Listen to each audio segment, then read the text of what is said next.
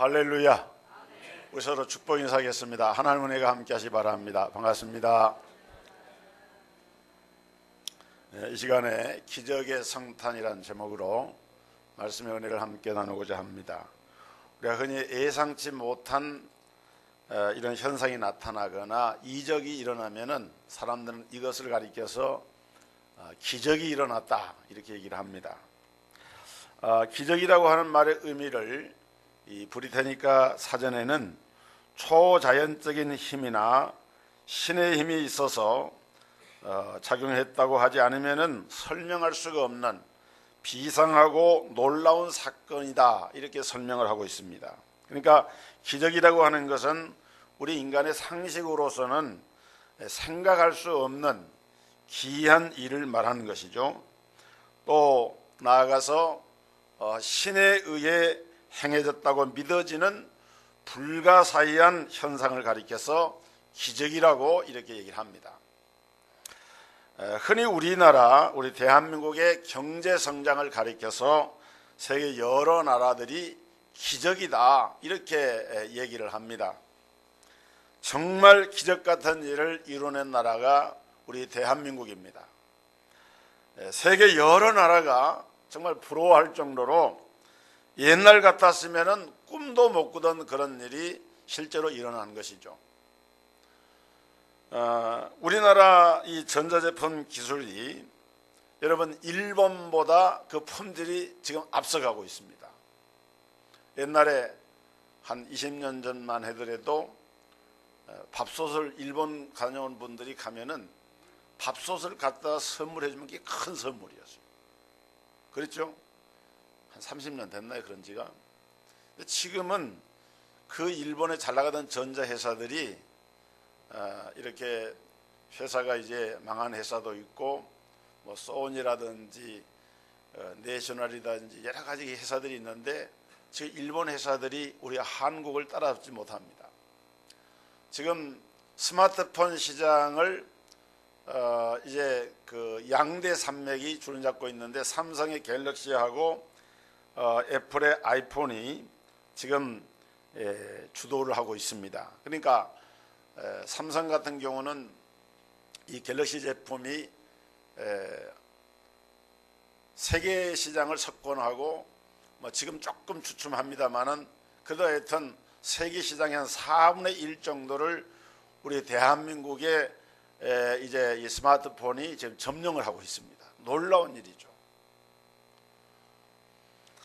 여러분 우리나라가 석유를 수출하는 나라인 것 아십니까? 우리나라가 석유가 나지 않지만은 석유를 수입을 해가지고 그 원유를 정제해서 등유나 휘발유나 나프타나 가스로 이렇게 뽑아내가지고 분류해서 세계 시장에다 팔고 있어요. 석유 제품, 석유 화학 제품이 우리나라의 년 수출고의 500억 불 정도가 됩니다. 주로 수출하는 나라가 중국이고 심지어는 원유가 생산되는 중동에다가도 우리가 석유를 수출을 해요. 이건 우리 대한민국의 참 놀라운 경제 부흥의 현장이라고 이렇게 말할 수가 있습니다. 우리가 이런 것들을 사람들은 기적적인 일이라고 말하지만은 사실은 이것은 기적은 아니죠. 진짜 기적이 있는데 그 기적은 뭐냐? 우리가 날마다 살고 있는 것이 사실은 기적 속에서 살아가고 있는 거예요. 여러분 생각해 보십시오. 소가 풀을 뜯어먹고 물을 마시는데 나중에 보면 그 소에게서 우유가 나옵니다. 이걸 우리가 너무도 당연하게 받아들여서 그렇지만은 이게 기적이 아니고 무엇이겠습니까?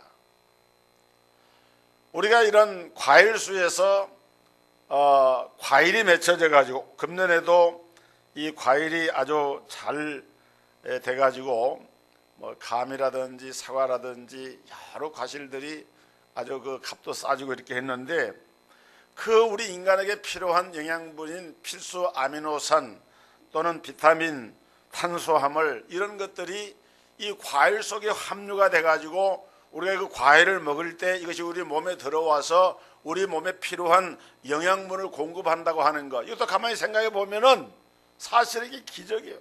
어떻게 이런 일이 일어날 수 있느냐 하는 겁니다. 그런데 우리는 이런 것들을 너무도 당연한 것으로 생각을 하고 살아갑니다.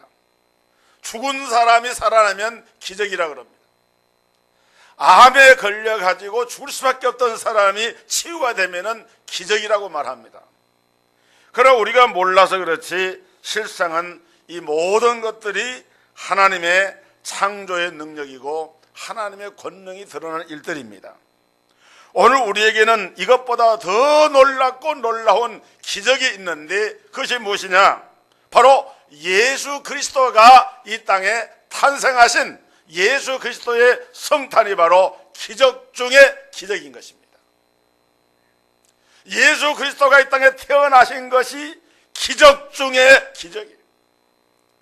여러분, 하나님이신 예수님이 사람의 몸을 입고 이 세상에 탄생하신 이 성탄의 사건은 인류 역사의 최대의 사건이고 최고의 기적의 사건입니다. 할렐루야. 할렐루야. 예수 그리스도가 사람의 몸을 입고 땅에 탄생하셨다. 여러분, 오늘날 이 크리스마스 데이는 산타클로스 데이로 점점 변질이 되어가고 있어요. 성탄절의 주인공은 예수 그리스도인데 예수 그리스도는 저만치 팽개쳐 있고 오히려 성탄절날 산타크로스가 주인이 되어 있어요. 산타크로스라고 하는 것은 세인트 크로스라고 하는 성 니콜라스라고 하는 유럽의 한 성인을 기념하는 그들의 문화에서 온 것일 뿐이고 실제로 그것도 하나의 전설 같은 이야기예요. 그거는 산타크로스 이야기는 성경에 나오는 얘기가 아닙니다. 그 이야기는 하나의 지역의 문화가 이게 발달해가지고 얘기된 것뿐이고 정말 성탄절의 중요한 주인공은 하나님의 독생자이신 예수 그리스도가 탄생한 것을 우리가 예배하고 감사하는 절기가 크리스마스인 것입니다. 이 성탄절은 예수 그리스도가 주인공입니다. 그분이 우리를 구원하러 사람의 몸을 입고 오신 그 날이 바로 성탄절이 되기 때문에 이것이야말로 기적 중의 기적의 사건입니다. 왜 성탄이 기적이고 신비인가? 오늘 본문에서 세 가지를 찾아보려고 합니다. 첫째는 성탄은 애연의 성취로 이루어진 것이 되기 때문에 기적 중의 기적이라고 말합니다. 한번 따라합시다. 성탄은, 크게 하세요. 성탄은 애연의 성취다. 이 말은 무슨 말인가 하면은 예수님의 탄생은 그냥 우연하게 이루어진 것이 아니라 이미 성경이 기록되기 이전부터 이 성탄은 예언이 되었습니다. 그리고 성경 도처에 보면은 예수님의 탄생에 대해서 예언을 하고 있는데 특별히 하나님이 다윗 왕에게 약속한 예언이 있습니다. 사무엘하서 7장 12절에 보면은 내가 네 몸에서 내 씨를 내 뒤에 세워 그의 나라를 견고하게 하리라. 예수님 탄생하시기 약 1000년 전에 유다지파에 속한 다윗을 향해서 하나님께서 약속을 합니다. 내 몸에서 내 씨를 내 뒤에 세워서 그의 나라를 견고하게 하겠다. 그래서 오늘 우리가 봉독한 이 본문의 천사가 마리아에게 이렇게 말했습니다. 32절에 보면은 그가 큰 자가 되고 지극히 높으신 이의 아들이라 일컬어질 것이요 주 하나님께서 그 조상 다윗의 위를 그에게 주시리니 영원히 야곱의 집을 왕으로 다스릴 것이며 그 나라가 무궁하리라. 지극히 높으신 이의 아들이 누굽니까? 바로 예수 그리스도를 말합니다. 하나님께서 그에게 다윗의 왕위를 주시고 영원히 왕으로 다스릴 것이다, 그렇게 다윗 왕에게 약속을 했는데, 이 말씀이 성취가 되어져서 마리아라고 하는 여인에게 천사가 나타나서 그 사실을 확인을 한 거예요. 여러분, 이뿐만이 아닙니다. 예수 그리스도의 탄생은 이미 에덴 동산에서부터 그 애언이 시작이 됐습니다. 창세기 3장 15절, 내가 너로 여자와 원수가 되게 하고 내 후손도 여자의 후손과 원수가 되게 하리니 여자의 후손은 내 머리를 상하게 할 것이요 너는 그의 발꿈치를 상하게 할 것이니라. 여기 말하는 여인의 후손이 누굽니까? 여인의 후손은 예수 그리스도입니다. 저나 여러분들은 여인의 후손이 아닙니다. 저나 여러분들은 다 남자의 후손입니다. 저는 어렸을 적에 어버이날, 아버님 날 낳으시고 어머님 날 기르시니, 이런 그 시 가사, 이 노래, 이 말을 들으면서 참 이상하다, 그 말이 바꿔진 것 같아요. 아버님이 날 낳으신 것이 아니고 어머니가 날 기르시고 아버님이 날 기르시니, 이렇게 하면 맞을 것 같은데, 여러분 그렇지 않잖아요? 아버님 날 낳으시고 어머님 날 기르시고 이렇게 말하잖아요. 그런데 그 말이 사실은 맞는 거예요. 성장을 해보니까, 아하, 우리가 왜 김씨, 이씨, 박씨 그럽니까? 그 집안에 그 씨가 된 거예요. 다시 말하면은 부계를 쫓아서, 그 혈통을 쫓아서 우리가 출생을 하기 때문에 아무개 씨, 아무개 성씨를 따라서 그 아버지를 따라서 그 성씨가 정해집니다. 세상의 모든 사람들은 다 그렇게 출생을 하는데 오직 한 분 예수님만 그렇게 출생하신 것이 아니고 남자의 후손이 아닌 여인의 후손으로 탄생하셨는데, 그분이 바로 예수님이시다. 또 창세기 22장 17절에 보면은 하나님께서 아브라함을 향해서 이런 약속을 하십니다. 내가 내게 큰 복을 주고 내 씨로 크게 번성하여 하늘의 별과 같고 바닷가의 모래와 같게 하리니 내 씨가 그 대적의 성문을 얻으리라. 또 내 씨로 말미암아 천하 만민이 복을 얻으리니 이는 내가 나의 말을 준행하였음이니라. 하나님이 아브라함에게 말씀을 하시면서 내 씨를 크게 번성하고 내 씨로 말미암아 천하 만민들이 복을 받게 하겠다. 그 내 씨라고 할 때 이 씨는 원문에 보면은 단수예요. 딱 하나의 씨인데 이 씨는 바로 예수 그리스도, 하나님의 아들이신 예수 그리스도를 통해서 천하의 만민들이 복을 받게 하겠다. 예수님 탄생하시기 전에 이미 아브라함 때 2000년 전에 이 사실을 하나님이 약속을 통해서 아브라함에게 주신 것입니다. 그뿐만이 아닙니다. 주전 700년경엔 선지자로서 활동했던 이사야는 예수님이 동정녀의 몸에서 탄생할, 처녀의 몸에서 탄생할 것과 십자가에 죽을 것을 이미 예언을 했어요. 놀라운 예언입니다. 미가 선지자라든지 에스겔이라든지 또 시편이라든지 성경의 전편에 흐르고 있는 모든 그 말씀들은 하나님의 약속들인데, 그 약속은 무엇이냐? 구약은 예수 그리스도가 오심을 약속한 것이고, 신약은 이미 오신 예수님에 대해서 그 사실을 확인을 하고 있어요. 그러니까 요한복음 5장 39절에 너희가 성경에서 영생을 얻는 줄 생각하고 성경을 상고하거니와 이 성경이 곧 내게 대해서 말씀한 것이다. 여러분, 성경, 신구약 성경 66권 전체는 예수 그리스도를 증거하고 있습니다. 주전 700년 전이면은요, 우리나라로 말하면 조선시대를 넘어서 고려 말이거든요.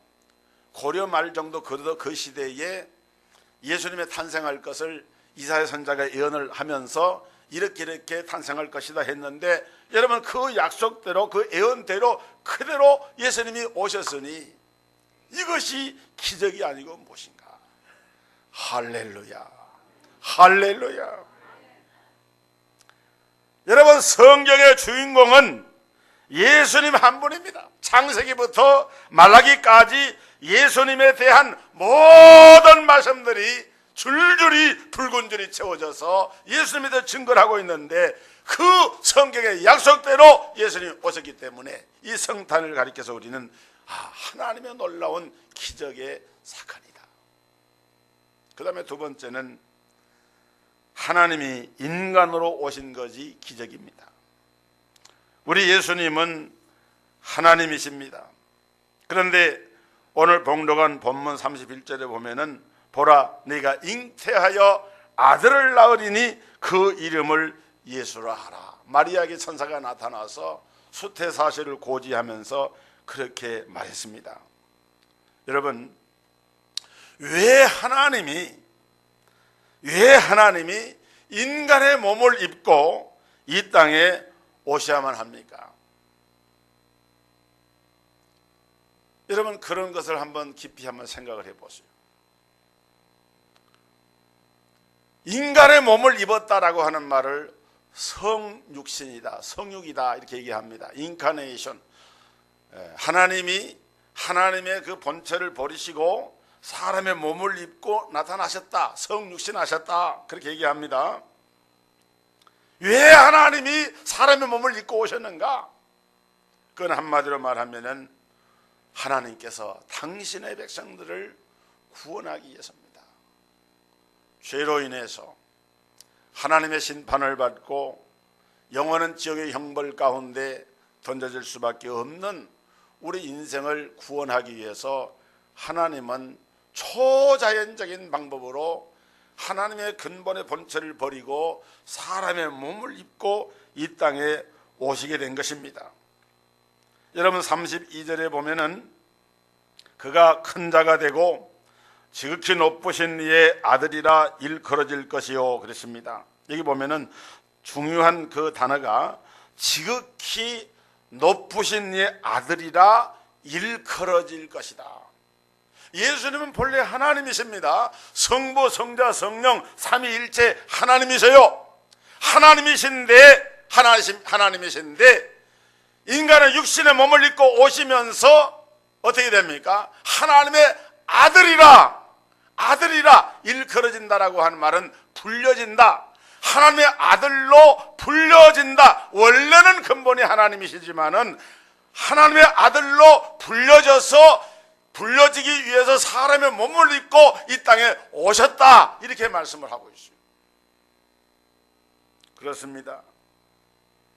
하나님이 나와 여러분을 죄악으로부터 구원해 내시기 위해서 우리 하나님이신 예수님이 사람의 몸을 입고 오셨어요. 하나님이 인간이 된다.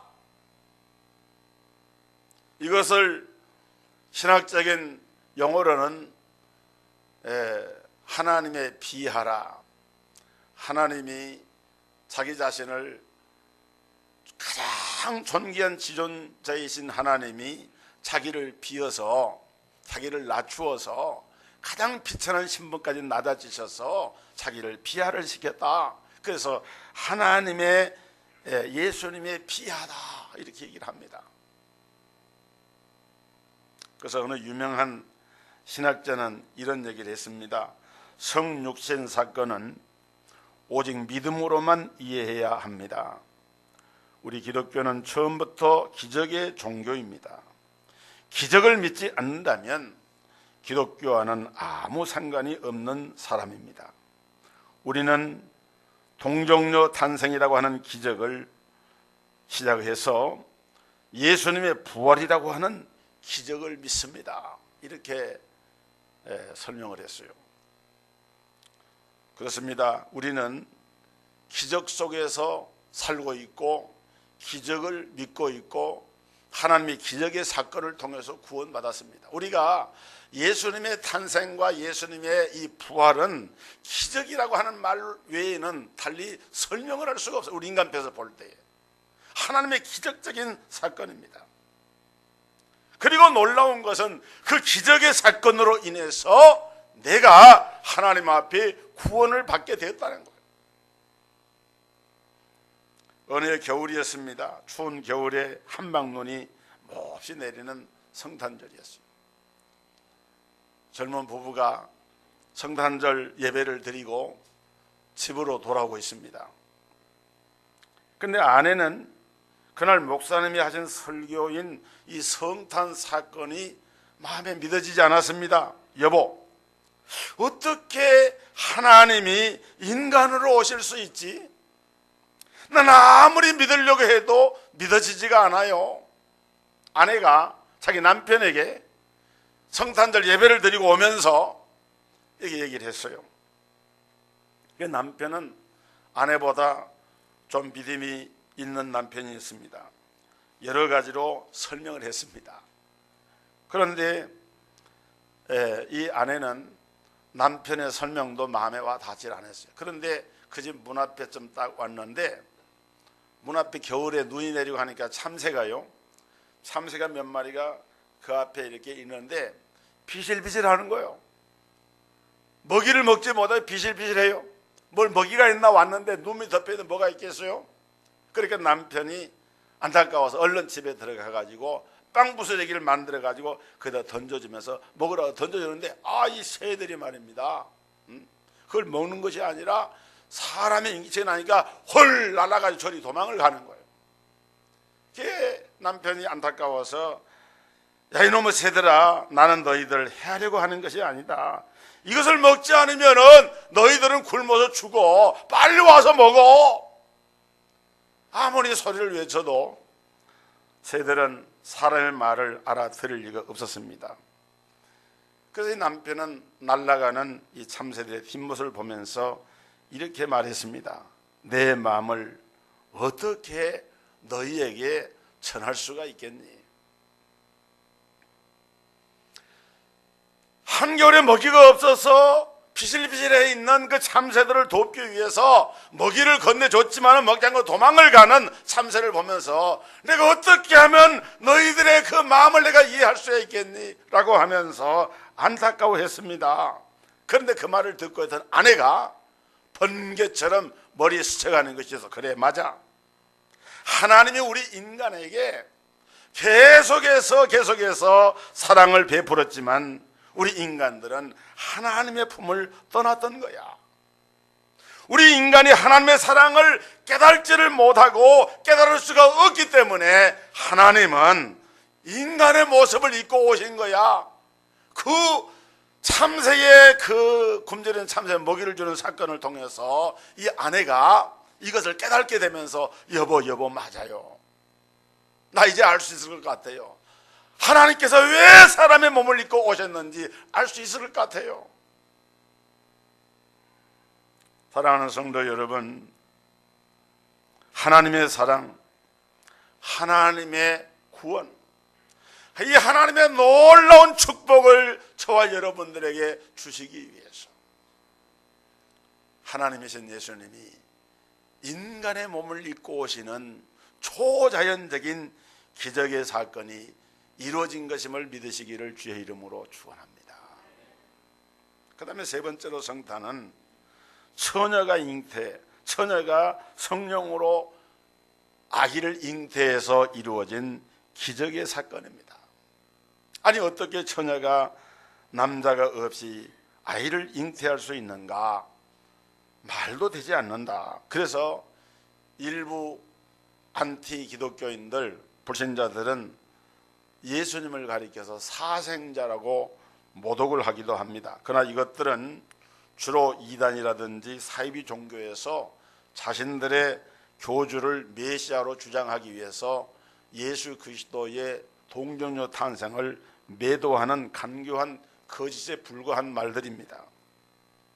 오늘 본문 35절에 보면은 천사가 대답하여 이르되 성령이 내게 임하시고 지극히 높으신 이의 능력이 너를 덮으시리니 이름으로 나실 바 거룩한 이는 하나님의 아들이라 일컬으리라. 여러분, 여기 보면은 사람의 능력이 아니라 성령의 능력과 성령의 역사로 말미암아 마리아가 잉태를 했다고 말하고 있습니다. 여러분, 성령은 하나님이시죠. 성부, 성자, 성령은 우리가 고백하는 삼위일체 하나님의 그 삼위 하나님이 되십니다. 그러니까 마리아의 몸에 아기 예수님이 잉태되고 탄생하는 이 사건은 사람의 힘을 통해서 이루어진 것이 아니라 하나님이 하신 거예요. 사람의 힘으로 한다고만 생각한다고 하면은 어떻게 처녀가 잉태할 수 있느냐라고 말하겠지만은, 여러분, 천지를 창조하신 하나님은, 대저 하나님의 모든 말씀은 능치 못하심이 없느니라 말씀을 한 그대로 천지를 창조하신 창조의 권능이 있는 하나님의 말씀이 임하는 그곳에, 여러분, 동정녀가 아니라 동정녀 이상이라도 아기 예수를 잉태하는 그 일을 못하실 분이 하나님이 아니지 않습니까? 믿으시기를 주의 이름으로 축복합니다. 축복합니다. 축복합니다. 예수님의 몸에, 마리아의 몸에 예수님이 잉태가 된 이 사건은 사람의 힘으로 된 것이 아니에요. 성령으로 말미암아 그렇게 된 거예요. 여러분, 왜 예수님이 성령으로 잉태되어야만 하셨느냐? 그 이유는 예수님은 무지한 인성으로 이 땅에 탄생하셔야만 했기 때문입니다. 우리 인간의 생육법으로 탄생하면은 모든 인간은 원죄 아래 있기 때문에 예수님도 원죄를 안고 태어나신 거예요. 그러면 예수님은 인류의 구세주가 될 수 없고 하나님의 구속 역사를 이룰 수 없게 됩니다. 또 그런가 하면은 왜 예수님은 처녀의 몸에서 잉태되셔야만 했는가? 유부녀에게서 잉태되었다고 하면은 아무도 그를 하나님의 아들로 인정하지 않았을 거예요. 그런데 처녀의 몸에 잉태케 했다. 특별히 그냥 일반 처녀가 아니라 정혼한 마리아였어요. 그게 무슨 뜻이냐? 여러분, 그냥 처녀가 아이를 잉태했다 그러면은 그 처녀는 맞아 죽어야 됩니다. 그런데 정혼을 했어요.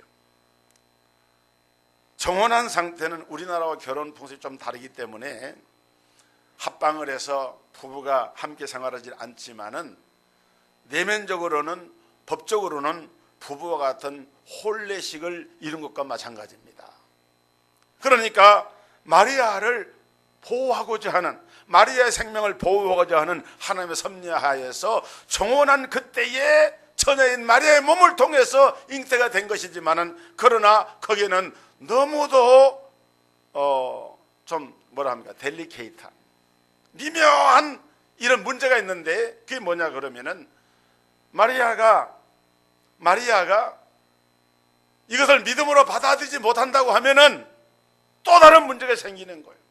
그래서 유명한 마르틴 루터는 그의 설교 가운데서 성탄의 세 가지 기적을 말했어요. 첫째 기적은 성육신 사건이 기적이요, 두 번째는 예수님께서 동정녀 몸을 빌려서 탄생한 것이 기적이고, 세 번째는 도무지 이해가 되지 않는 일을 마리아가 믿음으로 받아들인 것이 기적이다 그랬어요. 이게 굉장히 중요한 차관점입니다. 여러분, 그러면서 루터는 이 세 가지 기적 가운데서 가장 큰 기적은 세 번째다. 하나님이 인간이 되시는 사건이나 하나님께서 동정녀의 몸을 빌려서 아기 예수님이 탄생하신 사건은 사실 하나님 편에서 본다고 하면은 이 기적도 뭣도 아닙니다. 하나님은 얼마든지 가능하시니까. 그렇지만은 천지를 창조하신 하나님께서 연약한 인간인 마리아가 네가 수태하여 아들을 낳으리니 그 이름을 예수라 하라, 이 천사의 말을 듣고 마리아가 그를 그대로 믿고 받아들였습니다. 주의 계집종 이혼이 말씀대로 내게 이루어지이다. 할렐루야. 한번 따라해 봅시다. 주의 계집종 이혼이, 따라해 보세요. 주의 계집종 이혼이 말씀대로 내게 이루어지이다. 이게 마리아의 믿음이었어요. 이 마리아의 믿음이 너무너무 고귀한 믿음이에요. 주의 계집종 이혼이 나는 감당할 수가 없지만은 하나님의 말씀하신 그대로 내게 이루어지이다 하고 마리아는 믿음으로 하나님의 초자연적인 기적의 사건을 믿음으로 받아들인 겁니다. 사랑하는 성도 여러분, 마리아는 그때에 죽음을 각오한 것입니다. 하나님의 행하시는 그 일을 위해서 나는 죽음까지도 각오하고 이것을 내가 믿음으로 받아들인 거예요. 더욱 놀라운 것은 임신한 마리아를 보고 배신감을 느낄 수 있었던 그 남편 요셉이 천사의 말을 그대로 믿고 그 마리아를, 자기 아내 마리아를 받아들인 사건도 또 하나의 기적이라고 말할 수 있어요. 그러니까 요셉도 의로운 사람인지라 이를 가만히 생각할 때에 그를 끊고자 생각하는데 천사가 현몽하여 가로되 다윗의 자손 요셉아, 내 아내 마리아 데려오기를 두려워하지 말라. 그에게 잉태된 자는 성령으로 잉태된 것이니라. 여러분, 그런 말씀한다고 요셉이 믿음이 없으니까 받아들일 수 있겠습니까? 근데 그걸 받아들인 거예요. 할렐루야. 정말 이 성탄의 사건은 하나님께서 역사하셨지만 동시에 마리아와 요셉의 믿음으로 순종하는 이 역사도 놀라운 하나님의 은혜가 아니고서는 할 수 없는 일인데 그 결과로 이 역사가 일어나게 된 거예요. 사랑하는 성도 여러분, 그런데 이러한 사실보다도 더 놀랍고 위대한 기적이 있는데 그것은 무엇이냐? 오늘 저와 여러분들도 이 사실을 믿는다는 것입니다. 마리아만 믿은 것이 아니라 요셉만 믿은 것이 아니라 오늘 정확하게 말한다고 하면 내가 믿는 것이 아니라 믿어지는 믿음을 하나님이 우리에게 주셔서 이 사실을 믿고 고백을 하면서 오늘도 우리가 신앙 고백했죠. 전능하사 천지를 만드신 하나님 아버지를 내가 믿사오며 그 외아들 우리 주 예수 그리스도를 믿사오니 저는 성령으로 잉태하사, 우리가 믿고 고백을 하지 않습니까? 여러분, 이 고백을 들을 수 있다고 하는 것 하나님의 놀라운 축복인 줄 믿으시기를 바랍니다. 여러분들 복받은 사람들이에요. 이 고백을 아무나 못하는 거예요. 말은 믿는다고 하면서도 이 사실을 믿지 못하는 사람도 많습니다. 사랑하는 성도 여러분, 인류 역사의 최고의 기적은 하나님이 사람이 되신 성탄 사건입니다. 이 성탄이 얼마나 위대한 하나님의 사랑인가를 깨닫고 믿으시기를 주의 이름으로 축원합니다.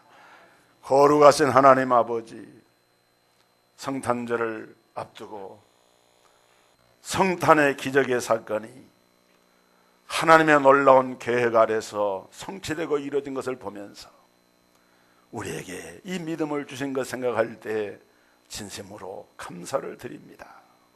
주님, 마리아가 주의 계집종이오니 주의 말씀대로 내게 이루어지이다 믿음으로 고백하고 순종했고, 요셉도 성령의 인도함을 따라 믿음으로 순종하고 나아갈 때에 위대한 성탄의 놀라운 선물의 축복이 이 가정에 임한 줄로 믿습니다.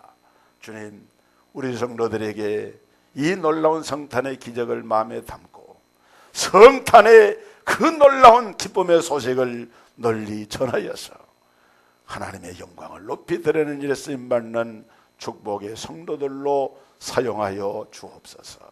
예수 그리스도 이름으로 기도드리옵나이다. 아멘.